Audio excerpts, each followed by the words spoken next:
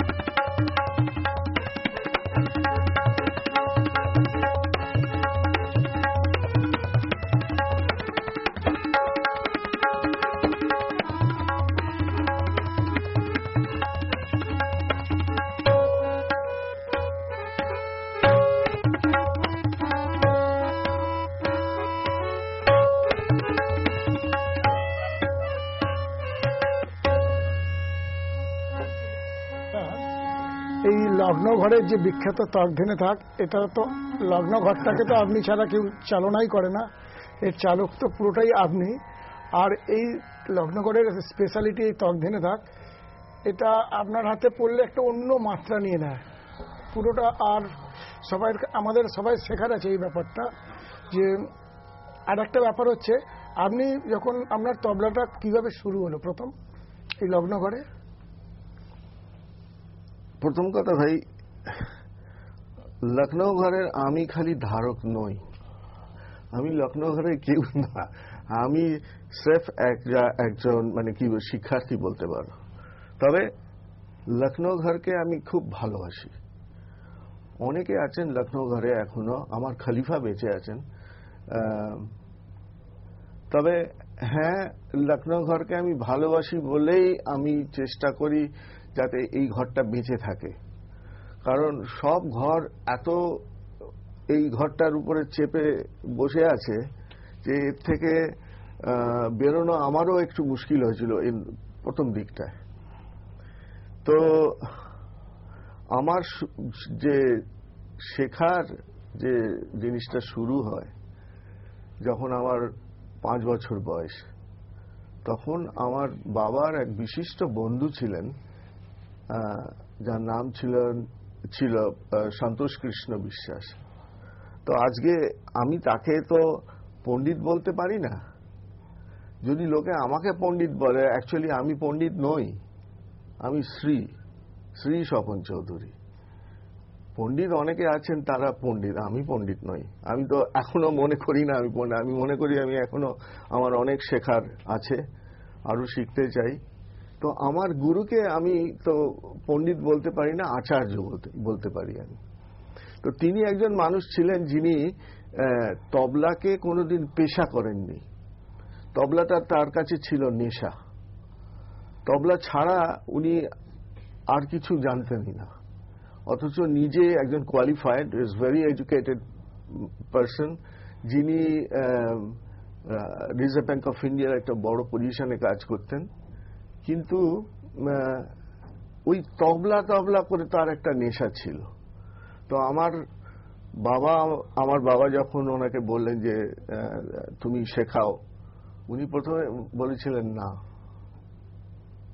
কারণটা হচ্ছে কি, আমাদের যে পরিবারটা, তখনকার দিনের তো এটা ছিল কনজারভেটিভ ফ্যামিলি, যেখানে গান বাজনা করাটা যেন একটা পাপ, আর পার্টিকুলার তবলা বাজানো, যে যাত্রা দলের তবলা বাজায় এরকম একটা কবিতা ছিল না, সেই রকম আর কি।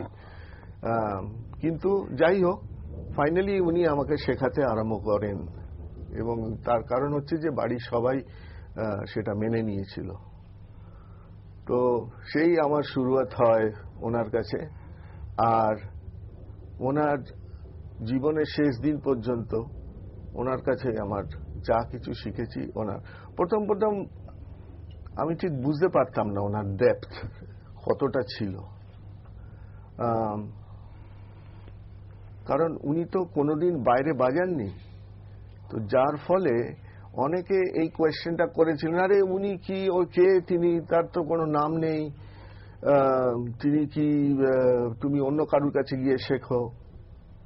কিন্তু কেন জানি না আমার একটা ভেতর থেকে একটা অ্যাটাচমেন্ট হয়ে গিয়েছিল ওনার সঙ্গে, যে আমি যদি তবলা বাজাই, আর সেই সময় আমার তো এটা ইচ্ছে ছিল না যে তবলাটাকে আমি পেশা করব। আমার ইচ্ছে ছিল যে যেরকম উনি আমাকে শেখাচ্ছেন, উনি যেরকম নিজে ছিলেন, অর্থাৎ তবলাটা ছিল ওনার নেশা, আমিও ঠিক করেছিলাম তবলাটা আমার হবে নেশা, কিন্তু পেশা নয়। কিন্তু আপনি যে ওনার কাছে গেলেন, ওনার তো এত নাম ছিল না, আপনি ওনার কাছে কেন গেলেন? আজকের দিনে যেমন সব বাবা মারা চায় যে আমার ছেলে মেয়ে কোনো বিখ্যাত কারোর কাছে শিখবে, কিন্তু অনেক আছে গ্রামে গঞ্জে, অনেক এখানে কলকাতা শহরেও অনেকে আছে যাদের নাম নেই, যারা সত্যি ভালো শিক্ষার্থী, তো তাদের কাছে বাবা মারা পাঠায় না, যাদের নাম আছে তাদের কাছে পাঠায়। তো আপনি বা কেন গেলেন ওনার কাছে যখন নাম নেই? তার কারণ হচ্ছে যে আমার বাবা মার কোনো এক্সপেকটেশন ছিল না, অর্থাৎ যে আমি আমার ছেলেকে এখানে পাঠাচ্ছি, সে তার এইটাকেই সে ইন ফিউচার এটাকে সে পেশা করবে, সেটা তো ছিল না তাদের মনে ছিল যে আমি অন্য লাইনে যাব, যার জন্য আমাকে আমি ইউনিভার্সিটিতে মাস্টার্স ডিগ্রি করেছি ইকোনমিক্সে, কারণ আমাদের ফ্যামিলিতে এরা সবাই ছিলেন ডাক্তার বা ইঞ্জিনিয়ার, এইসব লাইনে ছিলেন, তো মিউজিক লাইনে কেউ ছিলেন না। তো যার জন্যে আমার বাবা ভেবেছিলেন যে উনি শেখাবেন আমার কাছে, আমার কাছে উনি ঠিক অ্যাপ্রোপ্রিয়েট, এবং যার জন্যে আমি ওনার কাছে খুব সহজ সরল ভাবে, মানে আমাদের ইন্টারাকশনটা ছিল যে বাবা ছেলের। তো সেদিক থেকে আমি বলবো I am very lucky. Panditji, আপনার কি কোনোভাবে মনে হয় যে তখনকার এই এতটা যাত্রাপথ পেরিয়ে আসার পরে যে সেই সময়কার বাবা মার ভাবনা আর এই সময়কার বাবা মার ভাবনার মধ্যে কিছু চেঞ্জ হয়েছে, অনেক পরিবর্তন হয়েছে? আমি এই প্রশ্নের উত্তরটা আপনার কাছ থেকে জানবো পণ্ডিতজি, কিন্তু এই মুহূর্তে আমাদের সঙ্গে একজন বন্ধু রয়েছেন, আপনার গুণমুগ্ধ একজন রয়েছেন, একটু তার সঙ্গে কথা বলে নিই। নমস্কার, সুপ্রভাত বন্ধু। নমস্কার, সুপ্রভাত। হ্যালো, নমস্কার, সুপ্রভাত বন্ধু। বিশ্বরূপ, হ্যাঁ নমস্কার, বলুন। আমি আলিপুরদুয়ার নিউ টাউন থেকে নির্মল কুমার ভট্টাচার্য বলছি গো। হ্যাঁ নির্মলদা, বলুন। হ্যাঁ, খুব ভালো লাগছে তোমাকে। আরে সেদিন তো 1 জানুয়ারি। আপনাকে আমি বিনম্র শ্রদ্ধার সঙ্গে একটা কথা বলতে চাই নির্মলদা। আজকে আমরা যাকে পেয়েছি, আমি প্রথমেই বলেছি যে এক সাংগীতিক বোধিবৃক্ষকে পেয়েছি, তার তলায় বসে আমরা তার কথা শুনবো, তার কথা জানবো। এটাই আমাদের প্রয়াস, এটাই আমাদের স্বপ্ন, আজকের স্বপ্ন, এবং আমাদের বহুদিনের স্বপ্ন। আজকে সেটা সফল হতে চলেছে আর কি, সফল হচ্ছে এই মুহূর্তে। আমরা আজকে এই কথাতে থাকি। আচ্ছা আচ্ছা আচ্ছা, হ্যাঁ বলুন আপনি। সত্যি মানে এটা একটা অসাধারণ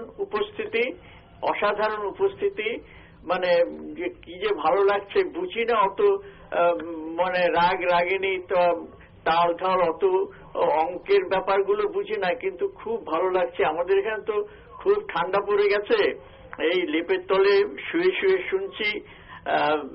আপনি দীর্ঘায়ু হন, আরো ভালো বাজিয়ে আমাদের মাতিয়ে রাখুন।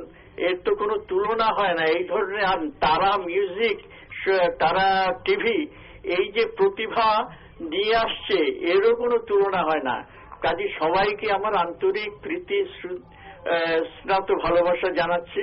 ভালো থাকুন, সুখে থাকুন, আনন্দে থাকুন। আপনাকে অনেক ধন্যবাদ আমাদের সঙ্গে থাকার জন্য। আমি শিশুকাল থেকে একটা কথা শুনে এসেছি, জেনে এসেছি এবং শিক্ষাপ্রাপ্ত হয়ে এসেছি যে যাদের প্রতিভা আকাশচুম্বী, যারা নিজেদের কৃতিত্বে, গুণে, মানে যারা নক্ষত্র সমান, তাদের প্রশংসা করার একটা যোগ্যতা থাকা দরকার। আমি একেবারে এটা খুব স্বঘোষিত বলতে পারেন, আমি বলতে পারি সেই যোগ্যতা আমার নেই। কারণ আমরা তাদের গুণে মুগ্ধ হতে পারি এবং অত্যন্ত বিনম্রতার সঙ্গে, অত্যন্ত শ্রদ্ধার সঙ্গে, সম্মানের সঙ্গে তা আহরণ করতে পারি মাত্র। তেজেন্দ্রদা, প্রণাম। প্রণাম দাদা, আর সবাইকে happy new year. Happy new year. সকালবেলাটা খুব ভালো শুরু হলো। দাদাকে আবার নতুন বছরের অনেক অনেক প্রণাম, শুভেচ্ছা। আর আমার যেটা খুব ভালো লাগছে, তারা মিউজিককে, তারা টিভিকে ধন্যবাদ জানাচ্ছি যে এরকম একটা ভালো উদ্যোগ নিয়েছেন। দাদা আমাদের বছরে যে কমার থাকেন, আমরা চেষ্টা করি, আমি অন্তত ব্যক্তিগতভাবে মনে হয় যে যতটা পারা যায় দাদার কাছ থেকে, দাদার সান্নিধ্য, দাদার বাজনা মানুষের কাছে পৌঁছক। কারণ এরকম শিল্পী, মানে I feel very very privileged যে দাদার মতো একজন মানুষকে আমার জীবনে পেয়েছি। উনি আমার গুরুর থেকে কিছু কম নন। আর কিছুদিন আগেই আপনারা হয়তো দর্শক শ্রোতারা জানেন যে আমি যে আমার গুরুর নামে যে অনুষ্ঠান করি, সেখানে দাদা কি অসাধারণ বাজনা বাজিয়ে গিয়েছেন। আমার নিজের ধারণা যে এই ধরনের বাজনার যে আত্মা, আমি এই শব্দটা ইউজ করতে চাই, যে বাজনার যে আত্মা, সেই আত্মাটা এখন ঠিক সেভাবে খুব বেশি পাওয়া যায় না। আর একটা অসম্ভব ডিভিনিটি দাদার বাজনায় যে আছে প্রতি মুহূর্তে। এই কদিন আগেও আর একটা অনুষ্ঠানেও উনি বাজিয়েছেন, আরো অনেক অনুষ্ঠানে বাজাচ্ছেন। প্রত্যেক অনুষ্ঠানেই সেটা যত মানুষ, যত শ্রোতা এইটাকে অনুভব করতে পারেন, আমার মনে হয় যারা শুনবেন, যারা দেখবেন, তাদের জন্যই আরো বেশি লাভ। আর আমি শুধু দাদাকে একটাই বলবো যে আমি শুনেছিলাম দাদা এবারে একটু বেশি দিন থাকবেন। আমরা আমাদের ভারতবর্ষী তরফ থেকে দাদার কাছে আমাদের আর একটু আকুতি যে উনি যদি আরেকটু বেশি থাকেন তাহলে আমরা ওনাকে আরেকটু বেশি করে পেতে পারি। আর কি বলবো, কিছু বলার নেই। এটা একদম ধন্যবাদ আমাদের সঙ্গে থাকার জন্য। এটা তেজদা একদম ঠিক কথা বলেছে, এটা সবার এটা রিকোয়েস্ট। না, আমি জানি সেটা সবাই রিকোয়েস্ট, কিন্তু আমার কিছু রেসপন্সিবিলিটি তেজেনের গুরু আমার কাঁধের উপরে চাপিয়ে দিয়ে গেছেন। তো সেটা আস্তে আস্তে আমি একটা ডিসিশন নিয়েছি। ডিসিশনটা হচ্ছে যে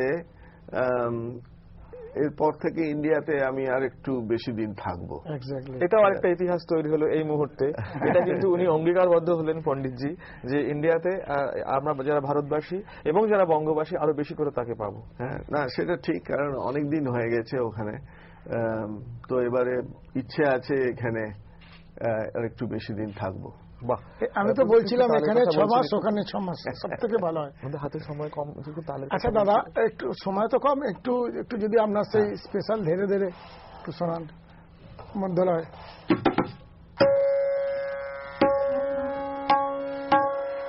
একটু চালু লয় বাজাচ্ছি। হ্যাঁ,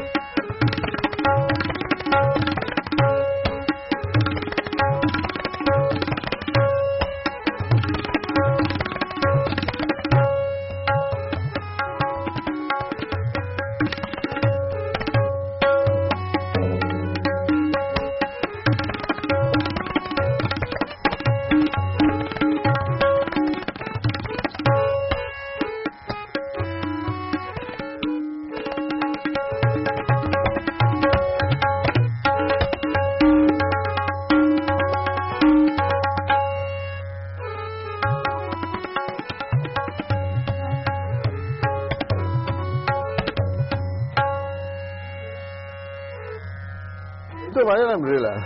আরেকটু চেষ্টা করে।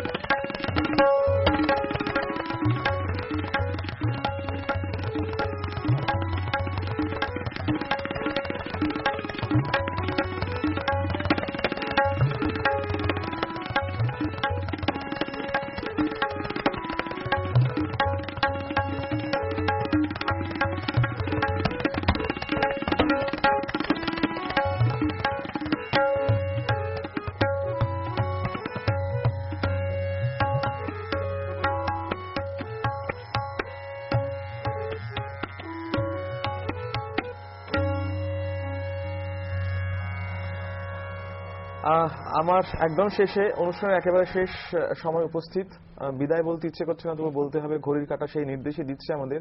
তবু একেবারে শেষে একটা বোধোদয়ের কথা বলি, আমার ব্যক্তিগত বোধোদয়ের কথা, যেটা বুঝলাম আজ, যে গঙ্গা স্নানের জন্য গঙ্গায় ডুব দিতে হয় না। এরকম গুরুবাণী যদি শ্রবণ করা যায়, এরকম সৎসঙ্গ, এরকম গুরুর ছত্রছায়া থাকলে সেটা গঙ্গা স্নানের থেকে কোনো অংশে কম নয়। আমি কোন ভাষায় পণ্ডিত স্বপন চৌধুরীকে ধন্যবাদ জানাবো আমি জানি না, শুধু বলি আপনাকে আবার ফিরে ফিরে পাবো তারায়, এই আশাটুকু আমাদের মধ্যে থাকলো। আর আপনি আমাদের সবসময় আশীর্বাদ করুন, আমাদের সঙ্গে থাকবেন, এই অঙ্গীকারটুকু যদি করেন সেটাই আমাদের অনেক প্রাণ। আর সবাই যেটা রিকোয়েস্ট করছে, তেজেন্দাও কিছুক্ষণ আগে রিকোয়েস্ট করেছে আপনাকে 1 মাস করে অন্তত বাড়াতে হবে। সেটা বলা হয়ে গেছে, সেটা রিপিট করবো না, তাহলে গন্ডগোল। তবে আমার তরফ থেকে আমি তারা এবং তার যারা শ্রোতা আছে সবাইকে আমার নমস্কার জানাই, এবং ভবিষ্যতে নিশ্চয়ই আমি এখানে আসব, এবং আপনারা যদি আমাকে বলেন আসতে, আমি নিশ্চয়ই আসব, কারণ আমার খুব ভালো লেগেছে এই অ্যাটমসফিয়ার, এই পরিবেশটা। আর এর জন্য আমি প্রদ্যুৎকেও আমার ধন্যবাদ জানাই। তো আমাকে অনেক দিন ধরে, আমি তখন আমেরিকাতে, আমার পেছনে যে আপনাকে আসতেই হবে তাড়াতে, তখন আমি বলেছিলাম আচ্ছা আসবো।